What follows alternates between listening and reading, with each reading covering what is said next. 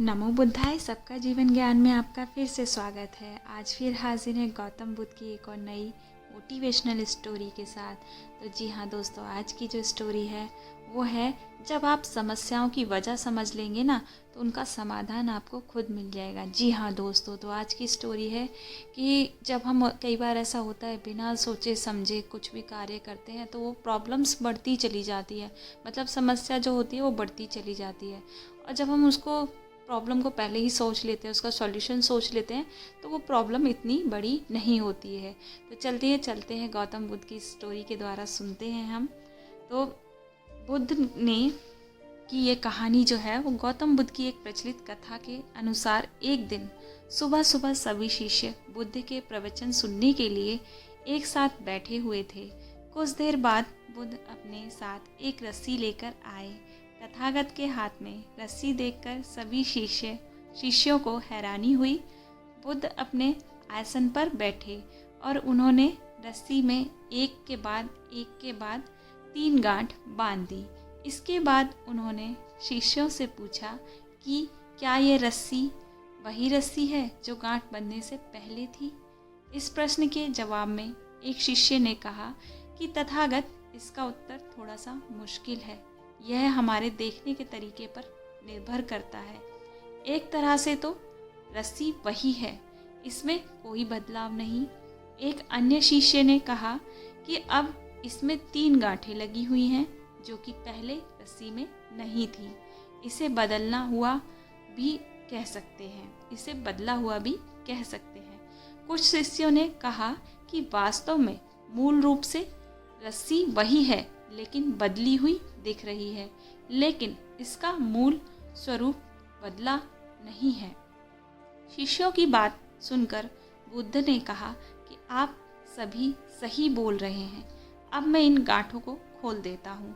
ये बोलकर बुद्ध रस्सी के दोनों सिरों को खींचने लगे। बुद्ध ने पूछा कि क्या ये इस प्रकार रस्सी की गांठें खुल जाएंगी? सभी शिष्यों ने कहा, नहीं, ऐसा करने से तो गांठें और ज़्यादा कस जाएंगी, इन्हें खोलना और मुश्किल हो जाएगा।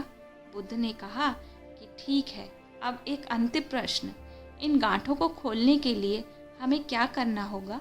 शिष्यों ने कहा कि हमें इन गांठों को ध्यान से देखना होगा, जिससे हम जान सकें कि इन्हें कैसे लगाया गया। इसके बाद हम गांठों को आसानी से खोल सकते हैं। बुद्ध इस जवाब से संतुष्ट हो गए। उन्होंने कहा कि ये सही बात है, हम परेशानियों में फंसे रहते हैं और बिना कारण जाने ही उनका हाल खोजने लगते हैं, जबकि हमें पहले समस्याओं के मूल को समझना चाहिए। जब समस्याओं की वजह समझ आ जाएगी तो उन्हें सुलझाना बहुत ही आसान हो सकता है। तो जी हाँ दोस्तों, ठीक इसी तरह से हमारे जीवन लाइफ में भी ऐसी बातें चलती रहती हैं कि हम समस्या को जो है खींच के बड़ा करते रहते हैं और वो इतनी बड़ी हो जाती है कि वो फिर ख़त्म होने का नाम ही नहीं लेती।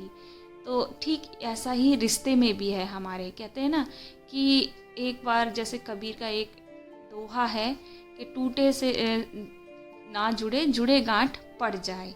रहीमन धागा प्रेम का मत तोड़ो चिटकाए, टूटे से फिर ना जुड़े गांठ पड़ जाए। तो जी हाँ दोस्तों, तो ये कुछ हमारे उस पर भी निर्भर करता है। ऐसा हमारे रिश्तों में भी होता है, क्योंकि रिश्तों में भी ऐसा होता है, एक बार जो गांठ पड़ जाती है तो वो खुलती नहीं है और वो वैसे ही हो जाती है। हम उसी नज़रिए से उस चीज़ों को देखने लगते हैं। तो ये तो मैंने बोला है, इतना संबंधित नहीं है, लेकिन ये मैंने थोड़ा रिश्तों के ऊपर बोला है, क्योंकि रिश्तों में भी अक्सर करके ऐसा हो जाता है। तो प्रॉब्लम्स जो हैं हमें खींचने नहीं चाहिए, जितना हो सके उन्हें ख़त्म करना चाहिए। अपने फैमिली और मेंबर्स के साथ जो भी प्रॉब्लम है उनसे बैठ के सुलझाना चाहिए, मन में मनमुटाव नहीं रखना चाहिए। जब आप प्रॉब्लम का सॉल्यूशन ढूंढ लेंगे तो कभी आपके पास कोई ऐसी प्रॉब्लम नहीं आएगी, और आएगी भी तो आपके पास सॉल्यूशन होगा, तो आप पहले से ही उसे सोच समझकर सुलझा सकते हैं। तो कहने का जैसे कि आपने बुद्ध की कहानी में सुना। तो बस आगे फिर मिलेंगे एक और नई मोटिवेशनल स्टोरी के साथ। तो इस कहानी को जितना हो सके अपने फ्रेंड्स और फैमिली के साथ लाइक, शेयर और सब्सक्राइब करना। तब तक के लिए नमो बुद्धाय। बुद्धं शरणं गच्छामि, धम्मं शरणं गच्छामि।